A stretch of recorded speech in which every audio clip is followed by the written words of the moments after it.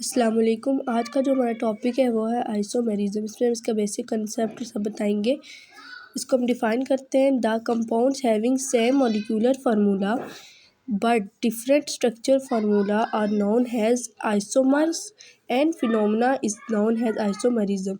इसमें क्या होता है कि ऐसा कंपाउंड जिसका सेम मॉलिक्यूलर फार्मूला हो और उसका स्ट्रक्चर फार्मूला हो वो डिफरेंट हो, ठीक है। ऐसे जो फिनोमेना होता है उसको हम आइसोमर और आइसोमरिज्म कहते हैं, ठीक है।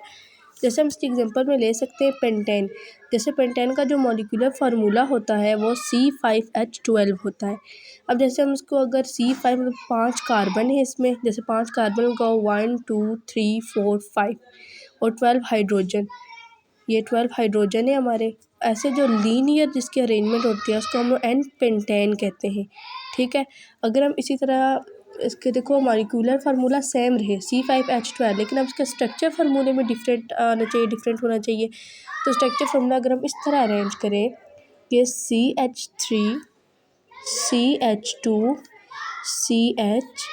CH3, ठीक, और एक यहाँ पे हम CH3 कर दे। देखिए 1 2 3 4 5 कार्बन, 3 4 5 6 7 8 9 10 11 12, ये हमारे 5 कार्बन और 12 हाइड्रोजन कंप्लीट है।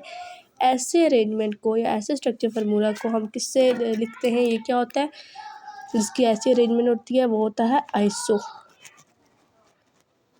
ठीक है। आइसो पेंटेन में चला जाएगा ये।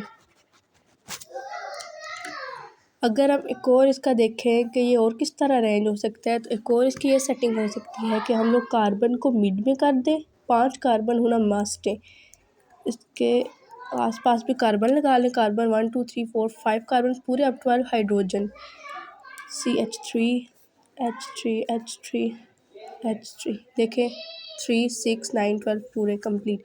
और ऐसी अरेंजमेंट को हम लोग क्या कहते हैं, ऐसी अरेंजमेंट को हम कहते हैं नियो, जो कार्बन 4 साइड से होता है, नियो पेंटेन। ये हमारे पास नियो पेंटेन हो गया, ठीक। लीनियर है तो एन पेंटेन, ऐसी सेटिंग है तो आइसोपेंटेन, और अगर ऐसे मिड में कार्बन है और ऐसे बॉन्डेड है 4 तरफ से, अगर वो मतलब ऐसे है तो उसको नियो पेंटेन कहेंगे। नेक्स्ट हम चलते हैं 2 main types of isomerism. Isomerism की 2 मेन टाइप्स कौन सी हैं, स्टीरियो आइसोमेरिज्म और स्ट्रक्चर आइसोमेरिज्म।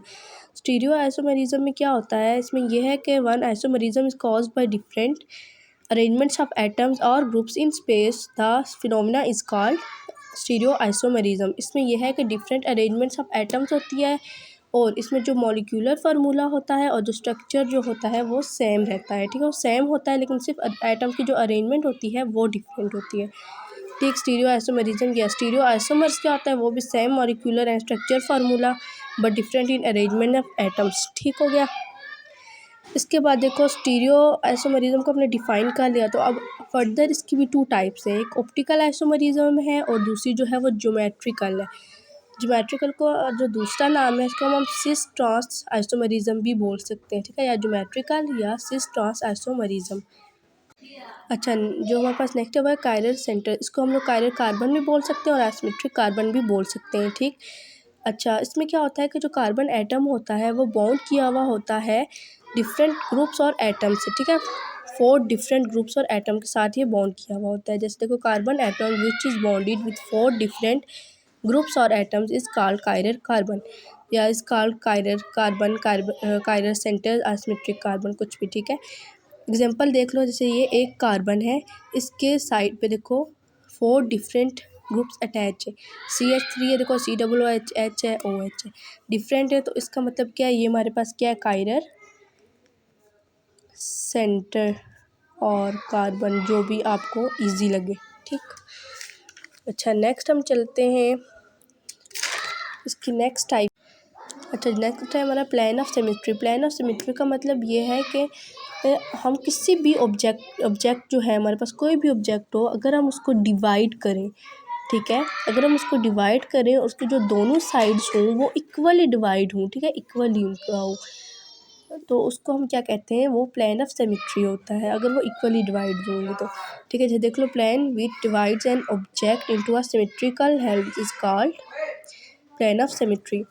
इसकी एग्जांपल के तौर पे हम लोग क्या ले सकते हैं, जैसे देखो एक पर्सन को मतलब ले लो, ठीक है।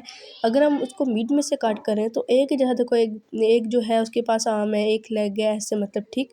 और जब मिड में से अगर हम इसे कट करें तो वो एक जैसा ही इक्वली डिवाइड होता है पार्ट्स में, तो वो प्लेन ऑफ सिमेट्री में आता है, जैसे हेड आ जाती है। उसके बाद जो हमारा नेक्स्ट अगर हम लें, जैसे जो नहीं आती, जैसे पर्सन का हैंड, जैसे हम अपना हाथ ले लें, इसको अगर हम मिड में से अगर हम कट करें तो ये इक्वली नहीं होता कट, ठीक है, इक्वली डिवाइड नहीं होता, तो ये प्लेन ऑफ सिमेट्री में नहीं आता। ग्लव्स ले लो, वो भी उसमें lack of plane of symmetry होती है, ठीक। नेक्स्ट जो हमारा है वो है कायरन मॉलिक्यूल्स। वो क्या होता है, ये सबसे पहले तो ये समझो कि रिवर्स ऑफ कायरन मॉलिक्यूल्स है, कायरन सेंटर है, ठीक है, सबसे पहली चीज़ ये है।